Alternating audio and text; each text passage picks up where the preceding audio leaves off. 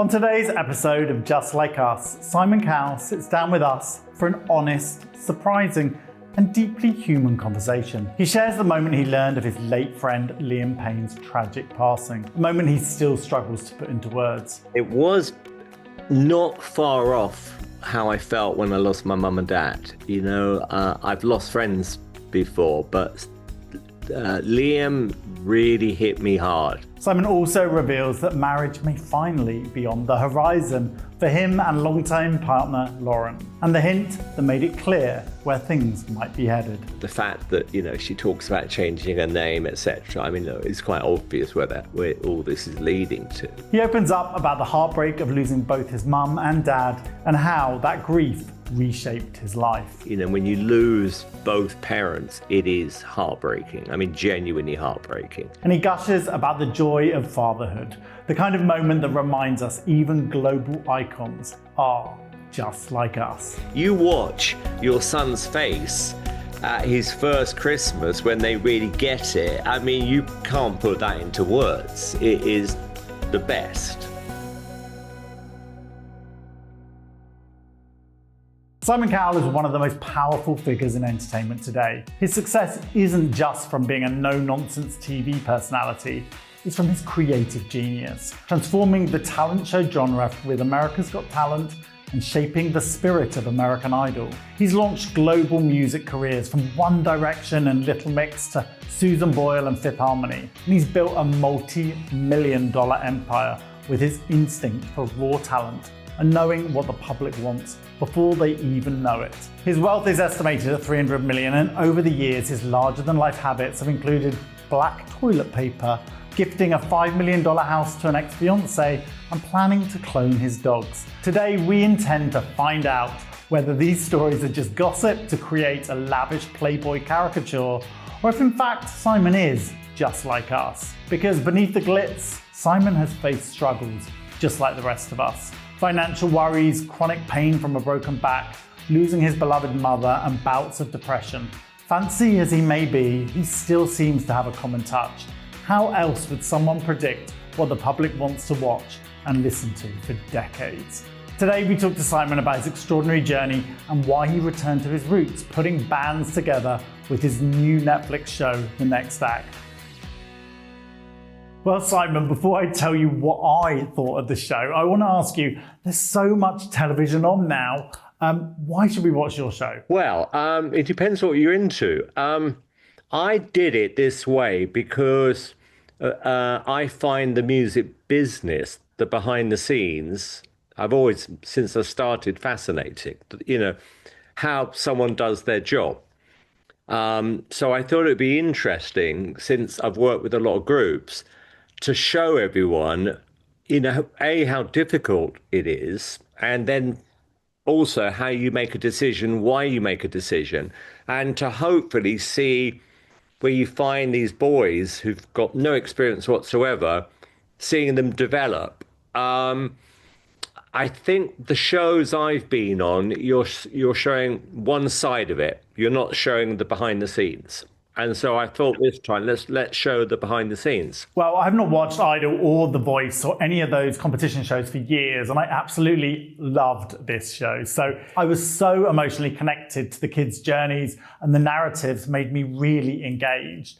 There was no manufactured cheesy glitz. It was cinematically shot in a way that was really raw and captivating. So congratulations, you have created some great TV with this show. Oh, I really appreciate that. Thank you. Artists from competition shows like Idol or The Voice don't seem to take off quite like they used to after they win. What do you think the reason is for that? Is it the lack of the Simon touch on these shows, or is it something else? Oh, gosh, I don't know the full answer. I can tell you with this, there was a purpose. Yeah, there's a purpose. And therefore, because there's a purpose, we sort of had to make it work in whatever way we could. We were very reactive. And because there was no format and no timeline on it, really, it was 2 years in the making. Every time we needed to do something to help them, we did it. When something didn't work, we stopped it. Thank you. And then when we came up with a better idea, we did it. But everything was done genuinely to help the boys and then the show sort of came with it. I think sometimes with these shows, and I've been guilty of that in the past, the show becomes more important than perhaps the people who come on the show. And that is, I don't feel that way on this. I don't feel I haven't felt this way on my shows for a while, but there were years where I felt, yeah, the show is now more important than actually the people who enter. And without the people who enter, you have no show. I mean, I know that sounds crazy, but it sort of happens weirdly. Interesting. So tell me, why are you not giving up on the idea of a boy band when so many others have? Well, I did it partly because I just really, really missed working with bands. Of all the artists I've worked with, bands have always been my favorite. It's a completely different dynamic working with a bunch of people compared to one person. I find it a bit boring working with one person. Whereas with a band, it's like I said to the producers, first of all, I said, when we actually hopefully find the band, you'll understand why I've done this, because the energy that it brings and the fun that it brings when it works, it's infectious. It's just brilliant. And I genuinely miss doing it. And I thought, okay, if we're going to do it, we're going to have to do it now. Otherwise, I'll never do it again. And if we are going to do it, why don't we just show the whole process? So who do you think is the best boy band ever? Backstreet Boys, One Direction, NSYNC, maybe? Oh, I would have to say, obviously, One Direction. Well, the Beatles, if you want to call them a boy band, I mean, they were boys and they were in a band who probably wouldn't want to be called a boy band, but I think in many ways they were the first boy band. They were certainly marketed as a boy band, with the haircuts and the outfits and this and that. So you would say the Beatles are number one and then One Direction number two. And so whereabouts would your new band be? Well, right now, all I can say is I absolutely love them. I genuinely like them, respect them. I think they're really, really, really talented. A lot of that you're going to see over the next few weeks and months, I hope. How they progressed and how they've handled it is actually incredible in a lot of ways. Bearing in mind, they just haven't had any experience in the studio or working out social media. I mean, they came to me very, very raw. I didn't want people who came from stage schools, really. I just wanted regular kids. I loved seeing the human stories behind the making of this band. The emotional connection between the audience and these boys is really captivating. It's what makes the show, I think. On the show, you seem generally worried at times. And I know you told your team on the show you'd keep searching as long as it took. Do you still fear failure after all of your success? Well, at this point, because I did say it ends when I feel happy. So it wasn't like you have to make a decision on, whatever the date was. It just got to that point where I went, you know what? It's starting, I think, to work. And more importantly, they're starting to gel with each other and I can see them working together. So at the point I said, right, we're done. I woke up the following morning and I went, I really, really think this is a good band. I mean, genuinely, I'm not just saying that, I really, really like them and I rate them. I think, people are going to be surprised over the next few weeks and months, how talented they are, both not just as singers, as musicians, as human beings. They're just everything you want in a band. I just love them. You mentioned that if the band didn't work out, you might be done. The average age of retirement in the UK is 64, by the way, and it's 62 in the US. You're 66. When do you ideally want to retire? Are you going to work forever? What I said was I would have to accept that what I've done in the past, which is putting together bands, if I couldn't do it again, it would probably be the last time I ever did it. And I really did mean that, because the idea of doing this and ending up with some awful band who nobody was interested in. Just the thought of it would have been, if it didn't work, I would have to accept that. If I thought something was brilliant and everyone else thought it was terrible. I mean, that wouldn't be a great feeling, but I'd have to accept it. And that's what we spoke about at the beginning. And I meant it. I said, yeah, if it doesn't work, that's it. You really enjoy working like me, so I get it. Yeah, I mean, I've still got a job. I meant really specifically, I think, more related to music because I've done more TV stuff compared to music over the last few years. So this is the first real music thing I've done, standalone for a long, long time. What qualities do you look for during the audition process? That was the question I kept being asked by the producers when we first started. They kept asking me, what you're looking for. And I said, well, I can't tell you genuinely until that person walks in the room. And when that person walks in the room, you kind of feel a shift in the energy. It's difficult to describe. Having said that, because you're working with a lot of other people, sometimes I would like someone and they're looking at me like I'm nuts. And other times they would love somebody and I'm looking at them like, have you lost your mind? It's subjective. So I had to own the process or the decision myself. I didn't tell anyone until about 30 seconds before I did it. I told Lauren. She went, what? And I went, yes, that's what I'm doing. You're so good at hiding your expressions on the show. What moment on the show or what contestant really most surprised you? Surprised me. Wasn't so much a surprise. It was more of a relief more than anything else. It was the unknown that scared me because I realized that we had to see over 1,000 people. And I thought, if we don't see 1,000 people, it's just not going to work, in my opinion, because about 0.5% of the people you see, in my opinion, have a shot. So I just realized if we don't see over 1,000 people, we don't stand a chance. So it was the relief that we got the numbers up, to come out their bedrooms.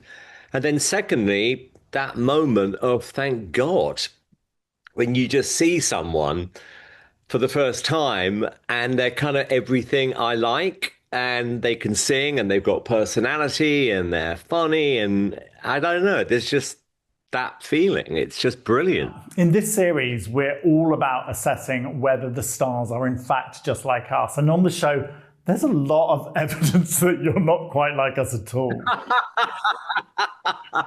You're in your luxury pad in Barbados and you're in Malibu. You're buying crystals in bulk. How much money did you spend on these crystals, by the way? Anne-Marie is part of that, by the way. She told me I was being ripped off, which I was, when I was buying these crystals. So she told me there's a wholesaler she knows.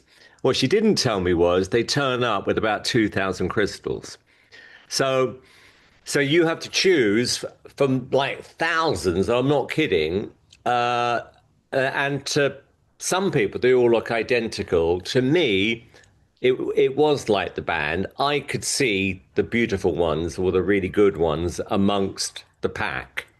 So I was trying to save money, actually. So you are just like us because you love a bargain, even though you're buying expensive crystals. So that's good to hear. Also, you were bulk buying like 50 t-shirts and 50 polo necks to save money. Yeah, that is true. I worked out that my 50 t-shirts were less than one of those stupid little handbags. Your girlfriend Lauren was saying on the show that you're enjoying being filmed in front of the cameras to make it look like you were down to earth and just like us. When it comes down to it, do you think you are just a regular guy? I am. Well, I mean, a little bit odd. I try and make life simple. If I like something, I buy a lot of them, so then I don't have to buy them again. Or maybe they'll stop buying them. So in this particular case with the T-shirts, they're actually pajamas, actually. They're not a T-shirt. This is a pajama top, but it looks like a T-shirt. Yeah. So you are just like us. You wear a uniform. Mine is usually a denim shirt. Yours is a black t-shirt. Yeah, exactly. And so when I go to work, it's so easy. I just open up my wardrobe door, everything's identical, and I don't have to think about it. During the beginning of your career, you experienced being deeply in debt, and now you've obviously done very well. Do you think money makes you happier, or is it just that money makes you less unhappy? Gosh. Well, I wasn't unhappy when I lost everything because I had my parents. It was a bit of a wake-up call because I was nearly 30 years old. So when you've lost everything, your house, your car, everything, and you're still in debt, it's a real kind of like, whoa. And then you go, actually, it's not as bad as you think, as long as you got support around you. I didn't lose any friends. My mum and dad were amazing.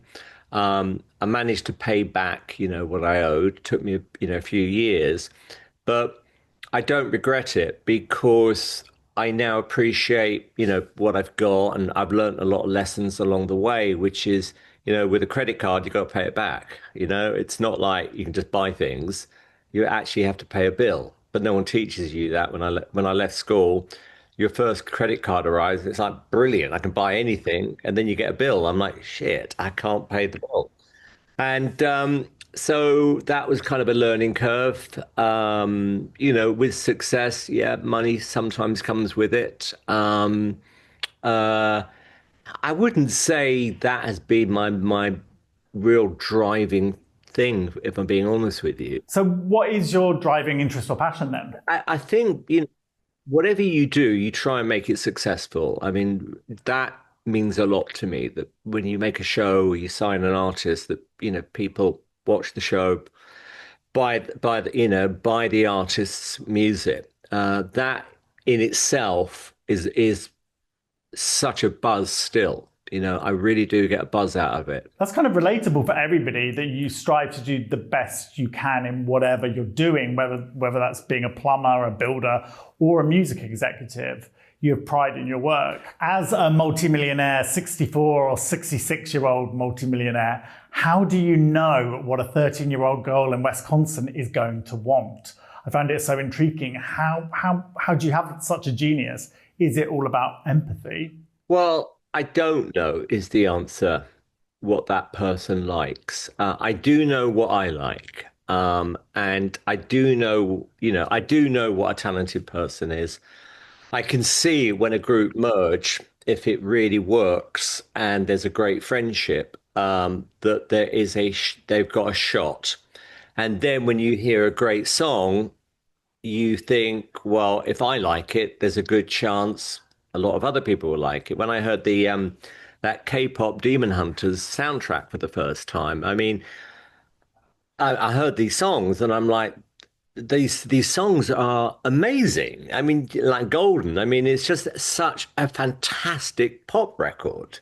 So I kind of get it why it's successful. I love that you're not snobby about these things. You seem to really love popular things like baked beans, for example. Do you ever feel like you'd like to do something cool, or do you have any angst about that at all? No, no, it's never been on my thing because I don't like guessing. I've always stayed, like I say, in my lane because I don't have to guess, So when when I'm judging someone on Got Talent, for instance, I kind of know what I like and what I don't like. You don't always get it right, but I have a pretty, good opinion on what I think is going to work. But like I said, it's when you guess, and I have done that, in the past when I was working at a record label, one year I suddenly went, you know what, I think I should get into dance music. And honestly, failed miserably within 3 months because I hadn't got a clue what I was doing. So I thought I won't do that again. I guess pop means popular after all, and surely that is cool in itself. So I just find that very interesting. Well, funny enough, going back to Anne-Marie, she reminded me about that the other day, which is, people, sneer at the word pop, but it's an abbreviation of popular. So that's why I've always been, driven to pop because it means popular. And also, for me, it's fun and it makes people happy, genuinely. So when I see Eric dancing around to the K-pop, Demon Hunter soundtrack with his friends. It's brilliant. I mean, who wouldn't like that? As you're in the music industry, I wanted to ask you what song makes you happiest? What song do you never get tired of listening to? Probably What Makes You Beautiful, One Direction. I think it's one of my favorite records I ever put out because, again, I love the band. I was waiting for that record to come in, and all the songs, they just weren't there. And then someone said, "Oh, a new one's just coming. I think you're going to like it." And I just landed. I was in Miami, and I asked the guy I was in the car with, "Do you mind if I play the song?" And I put it on. I'll never forget it. I'm like, Christ, that is effing brilliant. And also Bleeding Love, Leona. Actually, I love that. Yeah. Um, Yeah, I never get tired of those two. But I have a really, really, broad sense of music. I mean, I love disco. I love the whole 80s era, 90s era. I love some of the Taylor Swift songs. Taylor is like a master at her craft, isn't she? 100%. Again, I mean, she really knows who her audience is. She knows what a great pop record is. And incredibly smart. I have a lot of respect for her. On the show, you seem to make a conscious choice of not spending too much time focusing on the bad singers, unlike the other shows you've done in the past. Was this a conscious choice? Well, we only had, I think, 6 days in total because we were carving out time. So we realized we've got to, get the word out that we're doing it, and then do a second wave of, social media and everything else to get the numbers up. And then it almost went in reverse. I was nervous that we weren't going to see enough people, and then we were overloaded. So the auditions were literally in, out, in, out, in, out. So I was seeing something like 300 people a day. So there was just no time. And these episodes are really short, compared to like Got Talent, which are 2 hours long. They're like 40 minutes. So the auditions, I think, are about, I don't know, 6 minutes or something. And, it wasn't really a conscious decision to go, right, let's not do that. It just didn't feel necessary, to be honest with you. Both of us have been in the entertainment industry for decades now, and the world has changed a lot during that time. I've changed the way I operate in this world and how I cover the stars as an editor, and it seems like you've changed as well. Was there a moment when you felt you needed to be nicer? Because on Idol back in the day, you were known to be this hard-hitting, no-nonsense judge who says exactly what they think. Well, going back to those days, when I first started making the shows, all I was thinking about was I wasn't really thinking about the show. I was just thinking, if we don't find somebody good at the end of 24 episodes, we're going to look like complete idiots. So when all these terrible singers were coming in, I was just really frustrated and yeah, nervous and thinking this whole thing's going to be a disaster. And that's the way it was, and again, I wasn't going to lie to these people, when they were telling me, I'm going to be the biggest star in the world and they couldn't sing a note in tune. I'm not going to lie to them. I wouldn't do that. Some of the other people were going, yeah, you're amazing. Just take some singing lessons. And I'm like, I wish. It doesn't work that way. You've got to be really good to have a shot. If you can't sing a note, then choose something else. But to your point, when I became a dad, something changes inside you. And I felt it immediately. From the minute I saw Eric scan, I was a different person. I was obsessed, literally obsessed. I still am, by the way. He just changed my life. Lauren as well. Everything. It kind of gave.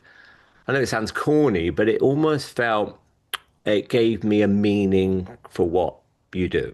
I was, quite happy I did suffer from depression. I've talked about that quite a lot because, with what you do, it brings a lot of stress, a lot of things with it, and that does affect you. Um, However, becoming a dad was, it's the best pill in the world. It makes you happy. That's something that all parents can relate to, I think, that becoming a father changes you and it makes you approach the world in a different way because you see what your kid could be potentially going through in every interaction you're experiencing. 100%. And what happened was I started to see kids on stage and I was thinking that could be Eric, and so, it definitely changed something inside me. Yeah, for sure. It's a lovely thing to watch that development of you in the documentary. You didn't shy away from the tragic death of Liam Payne that happened during filming your friend and star from One Direction. Was that important to you? Oh, yeah. I mean, it was, obvious. I remember, the moment I was given the news, and it was, it's difficult to put into words how I felt. I have spoken about this. It was not far off how I felt when I lost my mum and dad. I've lost friends before, but Liam really hit me hard, when because I really really had a close bond with him. He came on my show when, he was very young. He came back a second time.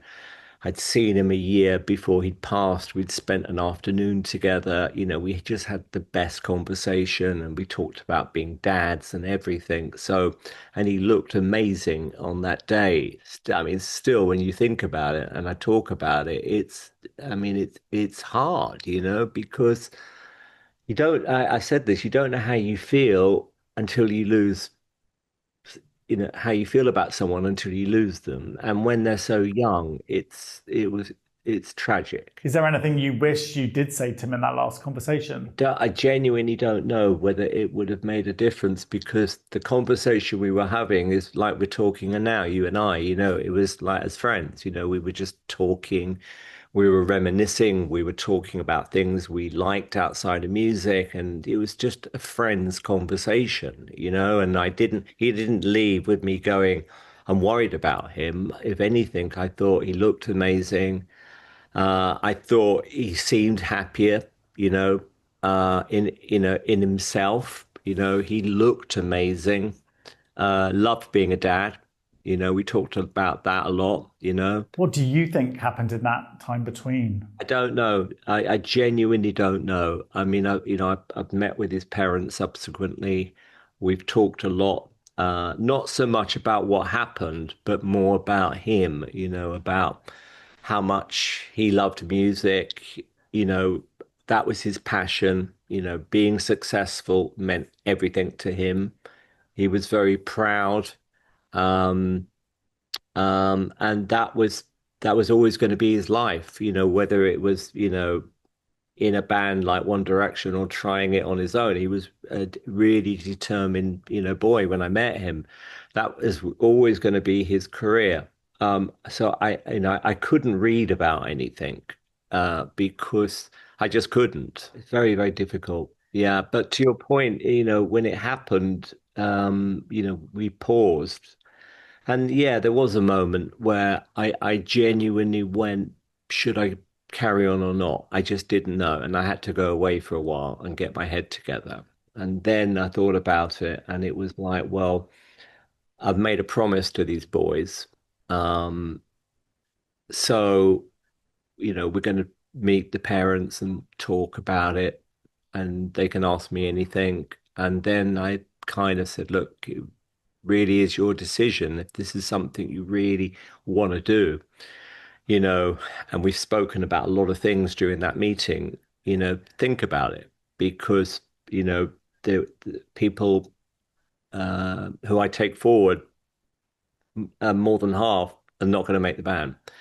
And that comes, with if you're trying to make it, well, actually within any career, if I'm being honest with you, trying to get there it's harder. It really is tough, and I can relate to that because I had some tough times, like I said myself. And But they made the decision, and that's why we carried on. We'll get to those tough times in a minute, but I want to thank you for sharing that. Your duty of care for the boys in the documentary really came across. You seem to really take responsibility for their development. But I want to talk about something lighter first. One of the delightful elements of the show is seeing you in your real life, particularly seeing that Simon Cowell has legs. You're not stuck behind the desk like we've seen you for the last Somebody 2 decades. said that to me recently. Simon, you can walk. I went, yes, that's what I do most of the day. Then I realized, like on these clips, all I'm doing is sitting behind a desk with buttons on it, and they probably think that's all I ever do is just like Dalek or something. I just walk around with a desk attached to me. I love that you've opened your life and your family up to the camera. Seeing you and with Eric and Lauren is really joyful. I love seeing that Lauren really holds you to account, because I've known you since the beginning of my career in 1999, and you were always a perpetual bachelor back then. It's just lovely to see you two together. Did it feel vulnerable opening up that side of your life to the cameras? The only difficulty was persuading her to do it. I had to kind of like spring it on her, which is, look, I said yes to this. And she said, yeah. And I said, and you're in it. What do you mean? I said, well, look around you. There's a film crew as we're talking. And she said, well, I didn't realize I'm in it. I said, well, you kind of got to be. And we were laughing. And then we had a conversation that night. And I said, I really think, it will be very difficult to do it without you, because we're going to film at home. I've said yes, and I really want you to do it with me. And then she said yes. She was a bit reluctant in the beginning, and then she kind of got more used to it. And the funny thing about her is, watching her back, is that she is identical on the show as she is in real life. I mean, some people have a kind of a camera sort of, I don't know what you call it, like they're different on camera. But she's not. She is absolutely identical. And that's what really made me laugh when I was watching the show back. I was absolutely cracking up at some of the scenes. The authenticity really came through, and I think viewers will really enjoy it, as up to now there's been a lot of confusion in the media about your relationship and whether you were actually married. And the doc really got to the bottom of this. It shows Lauren doing paperwork to legally take your name. You seem really close and inseparable, and it's great to see. But is marriage not important to you? Well, I mean, it is. I always shied away from saying it's going to happen, whenever. I think when we decide to do it, it will be private, and then people will know about it. But obviously, the fact that, she talks about changing her name, etc. I mean, look, it's quite obvious where all this is leading to. So, and it was kind of good, I think, to put it out there. Because people have speculated, but we have a very, very close bond, me and Lauren. I mean, I adore her, and uh, we are, I think, a very happy family. Genuinely, we have a great relationship, the three of us. One thing I wonder is, as it has Just Like Us vibes, my husband has to live with someone who has a lack of filter. Yep, that's me. How does Lauren deal with somebody who's known for being very direct? I think she's more direct than I am. I mean, when I was watching it back, if anyone thinks I'm the blunt one, she's the blunt one. That's good to hear. You've spoken about losing your parents and how it left you feeling broken and unsure of your place in the world. You've also been so open about your mental health struggles, which I think is incredibly important. Can you talk about that period? Was it hard to reach out for support? Because as a British man of a certain generation, did asking for help feel difficult? Yeah. Well, I think, being British, we probably both felt the same way when we first heard about therapy when we were younger. It was very much a Hollywood thing. It was like you go into therapy because you're a film star, and it was very sort of Hollywood, Californian, and I didn't understand any of it. Then after experiencing the loss of my mum, after my dad, that was the lowest time of my life, because at that point, I mean, when you lose both parents, it is heartbreaking. I mean, genuinely heartbreaking. And then probably, yeah, partly because of what I do, I guess, there is a certain amount of pressure that comes with doing what I do. But then I think it applies to any job, with life comes pressure. And there is something that bottles up sometimes, and you've almost got to take the lid off. And therapy is like taking the lid off, that you can kind of express yourself without being embarrassed about saying, look, this is what's upsetting me, or this is what's not making me happy. And then having a trained person who is obviously sympathetic, and just being able to talk, not, I wouldn't say I'm not a whiner, but I have at times, yeah, definitely on reflection, had what you would now call, how would you call it? I mean, I've suffered from depression, um, and I've definitely needed therapy. There's no question. And it really got me through some hard times. It's funny, being British, we're taught to equate honesty with whining. So just to keep calm and carry on. But keeping those feelings inside really doesn't help anyone. So it really matters when someone as visible and as famous as you talks openly about this and what they've been through. So I'd like to thank you for that. What struck me reading back on your story is that despite being an extrovert, you're actually quite shy and deal with social anxiety. How do you navigate that? Well, as a kid, I can vividly remember probably being about 8 or 9 and being told I had to go to some party and trying to convince my brother not to go because I really didn't want to go. And it was actually worse than I thought. And there's actually a picture, I wish I still kept it, of me looking really pissed off at this kid's birthday party because I just didn't want to be there. Because even though I had a lot of friends, meeting new friends, I found it quite difficult. And then weirdly, when I started off in my career in the music business, and someone said, like, for the first time, you're going to the Brits. And I went there and I lasted 10 minutes and walked out because it was just too overwhelming for me. Going to a party where you've got to stand up for 30 minutes before the party starts and make small talk is honestly my idea of torture. And then, weirdly, because I did something where people know me, it really helped because it's like an instant icebreaker. So someone can come up and talk about, oh, I like so and so on the show. And instantly I can talk because I don't have to just have a conversation, which I don't know where to start. Anne-Marie will tell you, Lauren's the opposite. She just wants like 20 people per week at the house. And I'm like, oh, please, God, no.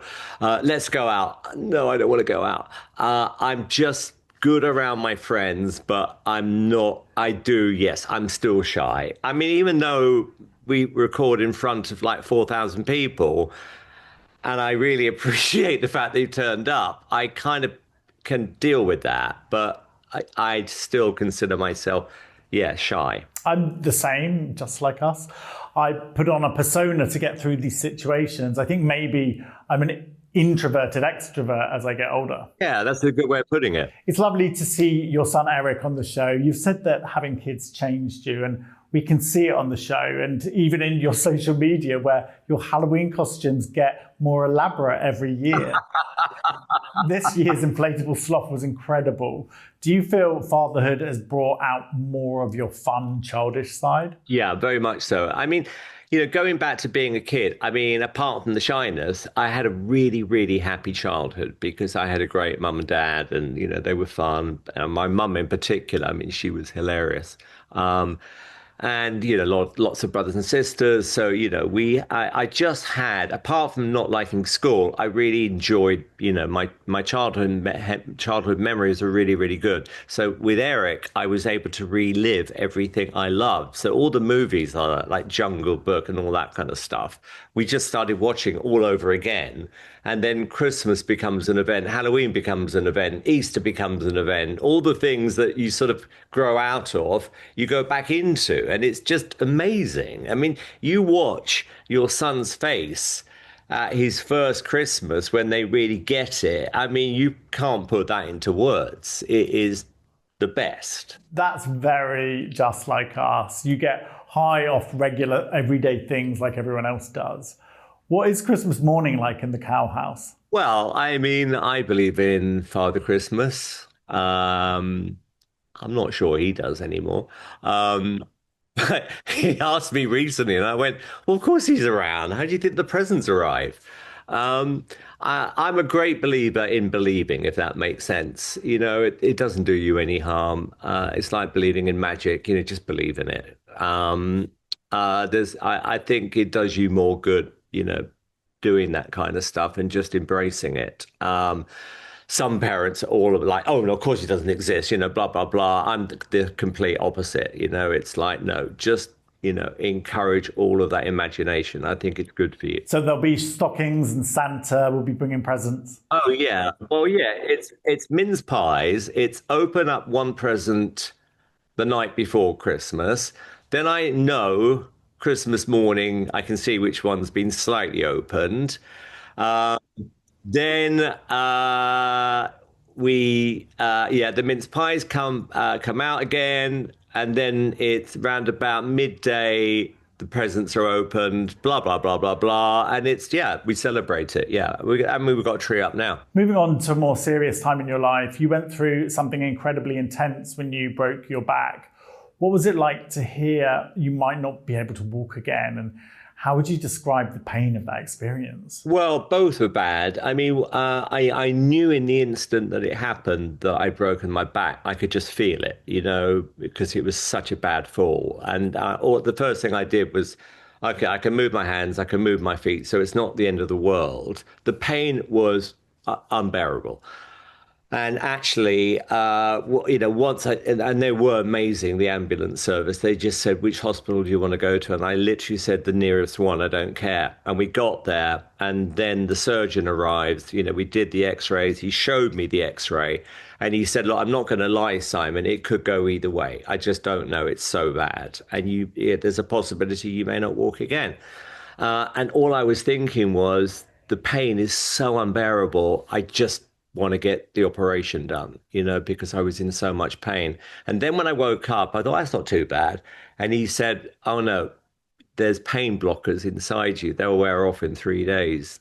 Then you'll know." And that was, whoa. Then you had to spend 3 months not moving, right? Yeah, pretty much. It was difficult to explain to Eric, first of all, because, how do you explain to a 6-year-old that your dad, literally can't move? And because I still have, metal rods in my back and screws. I said, like Iron Man? He went, "Yeah." I said, "Well, I'm sort of like Iron Man at the moment. So I've got a lot of metal in me, but I'll heal." And then that first day, where someone sort of pushed me outside the house and said, You're just going to have to start walking, Simon, because it's time. That was an amazing feeling. And then a couple of months later, I realized how unfit I was before the accident, because I had to do X amount of steps per day, and my feet were bleeding and everything. It was like, wow, maybe it was meant to happen. Seriously. I mean, I wouldn't recommend it. But the good news is I'm fitter now than I was before. So I always believe that certain things actually happen for a reason. And I think it sort of did happen for a reason. It's remarkable that you learned something so positive from something so dreadful, and that it actually changed your life for the better. Also on the medical front, you're known for indulging in treatments for anti-aging and things that can extend your life. What's the thing that's worked the best so far? Well, cutting down the booze definitely helps. So what I do is I mix the lowest alcohol beer I can find, which is a Corona Premier or a Skinny. Skinny's very good, by the way. I mix it 1/3 beer, 2/3 soft drinks, so like a shandy. Um, so it looks like I'm drinking a bottle of beer, but actually it's like really drinking, a soft drink. Yeah, with a tiny bit of beer in it. Now, I thought you were going to say some fancy system, but you're saying something that we can all afford to do, which is great, just cutting down on booze. There's that.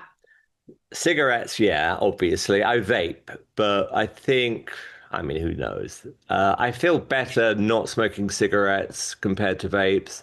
I do take NAD, um, which I think's amazing. Friends have recommended that to me as well. Look, again, it comes back to belief. I mean, you've really got to believe that it works. And I actually, looking at my schedule this year, and it was busy this year. I mean, I'm not like I've been on previous years at this time of the year where I'm just totally fried. I'm not feeling that way. So it must be doing something. And then also taking out a lot of the stress out of your life. I mean, and that includes, getting the bad people out of your life, and I'm very fortunate. The people who I work with now, finally, and it is finally, I've got to a place where, you know, they're just great people. We work well together. We're very supportive. I'm very strict on stopping work at 5:30, 6 o'clock, not getting so wound up about stuff because stress is a killer. I mean, an absolute, it really will, it will kill you. It will kill you. Thank you for sharing that with the readers, because that's a good reason for everybody, that everybody can try and to do and have boundaries and to cut people out of if they're bad for you. Well, sometimes you learn the hard way. Sometimes you think someone is a good person, you find out, unfortunately, they're not. It happens. But once you know they're bad, they're out, right? So that happens. But yeah, and that's why I'm saying it's not just because it's what I do for a living. It applies to anyone. There's always someone I know, a friend, who's got a different job, and we always have the same conversation. Literally that. We're all worried about the same things.